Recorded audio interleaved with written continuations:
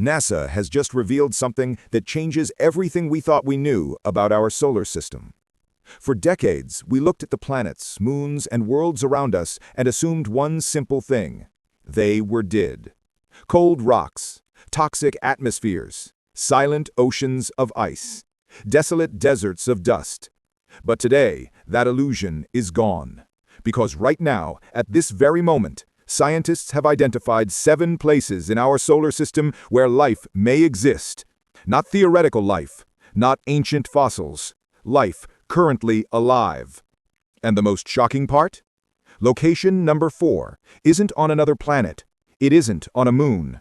It's right above your head. Before we dive into these 7 worlds, let me give you 3 facts that will completely reset your expectations of reality. Fact 1. Earth is not the only place with liquid water. It never has been. Fact 2. Europa, a small moon of Jupiter, contains more water than all of Earth's oceans combined. Fact 3. Titan, Saturn's largest moon, has rain, rivers, lakes, and even seas, but instead of water, they're made of liquid methane. A world that looks like Earth, but with alien chemistry. And here's the promise. By the end of this video, you will know exactly which world NASA expects to find life on first. And you'll learn why some scientists believe that NASA may have already discovered life almost 50 years ago and quietly stepped away from the answer. This is video 2 in the Astro 365 Universe series. If you believe humanity is close to its biggest discovery, hit subscribe, because what you're about to hear might change your place in the universe. Part 1. The Inner Solar System. Location number 1. Venus, the cloud-born mystery. Venus should be impossible. Its surface is literal hell. 460 degrees Celsius, hot enough to melt lead. The pressure is 92 times that of Earth. The atmosphere is a suffocating mix of carbon dioxide and sulfuric acid. No water, no mercy, no chance for life. At least, that's what everyone thought. But here's the twist. 50 kilometers above the surface, everything changes. The temperature, a perfect 20 degrees Celsius. The pressure, almost identical to Earth. The atmosphere, thick clouds of sulfuric acid, yes, but also a strange chemical cocktail that does not match geological activity or volcanic signatures. And in 2020, scientists detected something in those clouds that should not exist. Phosphine. On Earth, phosphine is produced by 2 things: human industry and microbes. This single molecule sparked one of the most intense scientific battles of the decade. Some researchers said it was a detection error, instrument noise, miscalibration. Others reanalyzed the data and confirmed the signal. Then a third independent study found it again. But here's the real mystery.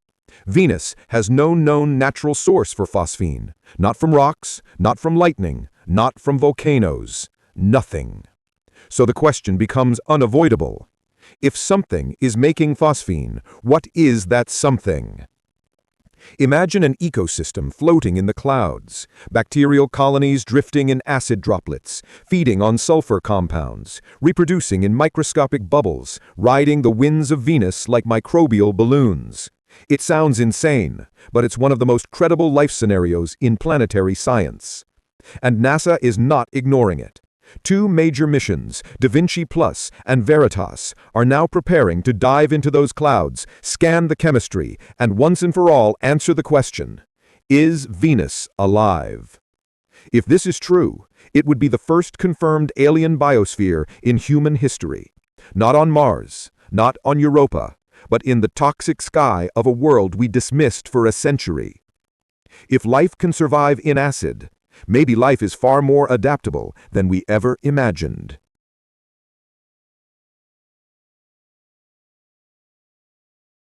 The closest place where alien life might already exist is not Mars. It is not Europa. It is not Saturn's icy moons. It's above you. Right now, floating in the thin, fragile shell of our sky, a silent frontier where Earth fades into space and something impossible is surviving. Up in the stratosphere, the air is too thin to breathe, too cold to hold water, and too bright with ultraviolet radiation for life to withstand. At least, that's what we once believed. But that belief shattered when a scientific balloon drifted upward through the sky, rising past clouds and winds and weather, into the blue-black edge where the atmosphere begins to give up and space begins to take over. Inside its instruments, something appeared. Living cells. Not dust, not debris from storms, not fragments carried by the wind. Actual biological structures, intact, organized, and undeniably alive in a place where everything should be dead. At first, researchers refused to accept it. The stratosphere is colder than Antarctica, drier than the Sahara, and blasted endlessly by ultraviolet radiation stronger than what falls on Mars. Nothing from Earth should evolve to survive here. And yet, the cells were there. Follow-up missions found even more. Some microorganisms repaired their DNA as if the radiation was normal. Some showed faint metabolic signatures, and a few carried genetic markers not matching any known species on Earth's surface. If these organisms did not rise from below, where did they come from? One explanation is atmospheric uplift. Violent storms, volcanic plumes, chaotic turbulence, but the evidence doesn't fully support that. Which leaves a far more provocative possibility. Life might be arriving from above. Every day, Earth is struck by microscopic particles drifting through the solar system.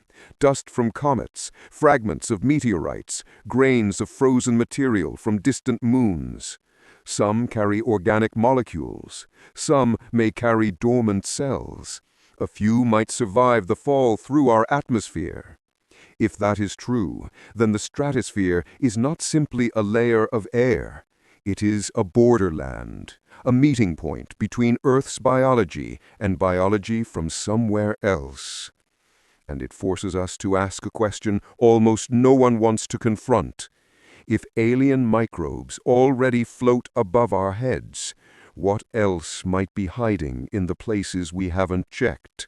Because if life can survive here, in a place that is more hostile than Mars, more irradiated than the orbit of Mercury, and more extreme than any environment on Earth, then life beyond our planet may be far more common and far more resilient than we ever imagined. And if the stratosphere is not alone, if life can survive on the edge of our own world, then imagine what could be thriving beneath kilometers of ice on a distant moon. Europa is waiting. Europa is not just another moon. It is a world, hiding an entire ocean beneath its frozen skin. An ocean deeper than anything on Earth. An ocean with more water than all our seas combined. And the most shocking part? This alien ocean hasn't been silent. It has been screaming into space for years. Europa looks like a smooth, cracked sphere of white-blue ice, quiet, frozen, harmless. But beneath that silence lies one of the most extreme and promising environments for life in the entire solar system. Imagine an ocean stretching more than 100 kilometers deep, 10 times deeper than Earth's deepest trench. A global sea sealed under a shell of ice as thick as a skyscraper is tall. No sunlight, no atmosphere. Only pressure, darkness, and energy. But energy is the key. Europa orbits Jupiter, a giant so massive its gravity tears at Europa's interior, bending, squeezing, flexing the moon like warm clay. This constant gravitational kneading generates heat. Enough heat to melt ice. Enough heat to power currents. Enough heat to mimic the deep oceans of Earth. And on Earth, life thrives in the dark.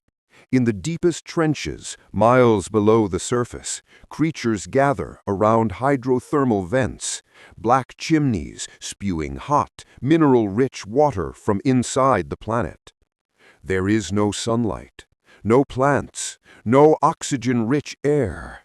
Yet life there is abundant. Bacteria, worms, shrimp, entire ecosystems powered not by light, but by chemistry. If life can thrive in Earth's deepest oceans, what could be thriving in Europa's? The first hint came from an unexpected direction. Europa wasn't silent. In 2012, the Hubble telescope detected towering plumes erupting from the moon, jets of water vapor shooting hundreds of kilometers into space. Water, salt, organic molecules. Pieces of the hidden ocean escaping through cracks in the ice. Imagine that. Europa is literally spraying samples of its ocean into space. No drills, no submarines, no impossible engineering. Just fly a spacecraft through the plumes and catch the water. NASA is already doing exactly that. The Europa Clipper mission is one of the most ambitious scientific projects ever attempted. It is a flying laboratory armed with radar, spectrometers, magnetometers, thermal imagers, ice-penetrating sensors, and particle detectors. Every tool is designed with a single purpose: to determine whether Europa's ocean could support life, or whether it already does. And the evidence keeps piling up. The plume chemistry contains salts that match Earth's ocean floors. Magnetic readings reveal a conductive, global ocean beneath the ice, meaning it is salty, moving, dynamic. And surface cracks show ridges that appear to be pushed upward from below, as if tides are churning the ice. And one detail stands out.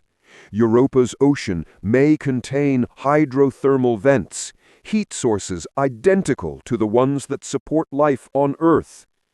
If that is true, then Europa might not just be habitable, it might be inhabited.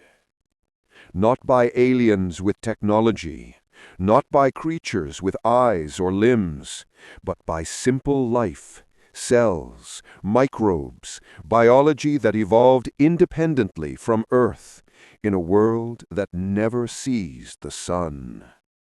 And here's the twist that no one is prepared for.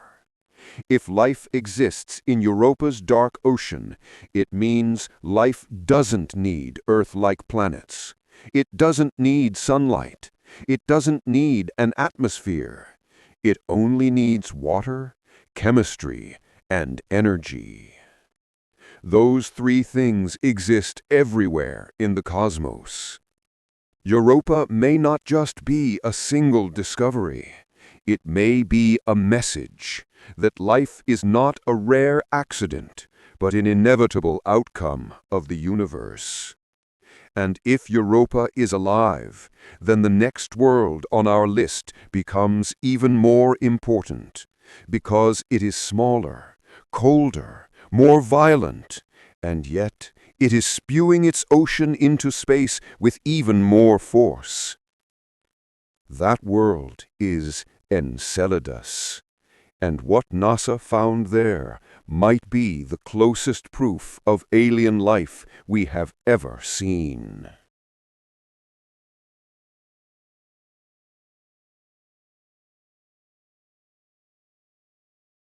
There's a world out there that looks more like Earth than Earth itself once did. A world with rivers, lakes, rain, clouds, seasons, but made of something no creature on our planet could survive. On Titan, The rain is liquid methane, and the oceans are made of hydrocarbons older than life on Earth. Titan is not just another moon of Saturn. It is a world with an atmosphere thicker than Earth's, a sky painted permanent orange, and a surface carved by rivers that have never held a drop of water. Instead, they hold methane. Liquid, cold, alien methane. Imagine standing on Titan. The sky is dim. The sunlight is a soft golden glow struggling through thick haze. Snow, made of organic molecules, drifts through the air. And in the distance, a lake stretches out like the shore of an ancient Earth. Except the waves are made of liquid hydrocarbons, the building blocks of chemistry itself. Titan is the closest thing we have to a time machine, a window into what Earth may have looked like billions of years ago, before oxygen, before plants, before life took shape. But Titan is not simply primitive, it is complex. The Cassini spacecraft and the Huygens lander revealed a world with dunes, storms, valleys, coastlines, riverbeds, erosion patterns, and a climate cycle as rich as Earth's. Clouds form, rain falls, rivers flow, seas rise and recede. A living system, with no biological life required. Yet beneath this alien weather lies the detail that shocked everyone. Titan is rich in organics, not just simple ones, but complex, long-chain molecules capable of storing energy, forming membranes, and creating reactions that resemble prebiotic chemistry. This is not random. This is not trivial. This is the chemistry of possibility. And then came the discovery that changed the game. Beneath Titan's icy crust, beneath thousands of meters of frozen hydrocarbons, lies a global subsurface ocean. A second ocean in the Saturn system. A world with not just one environment for potential life, but two. Above, a methane-based world with alien weather. Below, a liquid water ocean warm enough to stay unfrozen for billions of years. Two potential cradles of biology in one place. Titan forces us to confront a profound question. Does life require water? Or do we only think it does because we were formed in water? What if methane, a molecule abundant throughout the universe, can support a different kind of chemistry, a different kind of cell structure, a different kind of life? On Titan, the extreme cold slows chemical reactions enough that complex molecules can form long-term structures we barely understand. Some scientists believe Titan could host methanogenic life, cells that use methane the way Earth life uses water. Others believe Titan is a chemical experiment frozen in time, a world still waiting for the spark that Earth discovered 3.8 billion years ago. But one thing is certain. Titan is not silent. Its clouds move, its seas rise, its storms reshuffle its surface, its dunes crawl across the land over decades. Everything about Titan whispers that something dynamic is happening. And for the first time in history, we're going to check. NASA's Dragonfly mission is unlike anything we've ever sent to another world. A nuclear-powered, 8-rotor flying drone that will leap across Titan's surface, exploring dunes, riverbeds, and impact craters as if it were flying across early Earth. Dragonfly won't just take pictures. It will taste the chemistry, analyze organics, drill into frozen hydrocarbon sands, search for patterns, repeating signatures, asymmetries, molecular structures that cannot form by accident. If Titan holds even the faintest hint of non-water life, Dragonfly will find it. And if it does, everything changes. Life would no longer be Earth-like. Life would no longer be constrained by our assumptions. Life could exist in forms we can barely imagine. Forms built not from water and oxygen, but from methane and alien chemistry. And if life can evolve on Titan, then the universe is not just alive, it is diverse, it is wild, it is creative. And it means the search for life has only just begun. Because out beyond Titan, farther and colder still, lies a world even stranger, Pluto. And what we found there defies every expectation.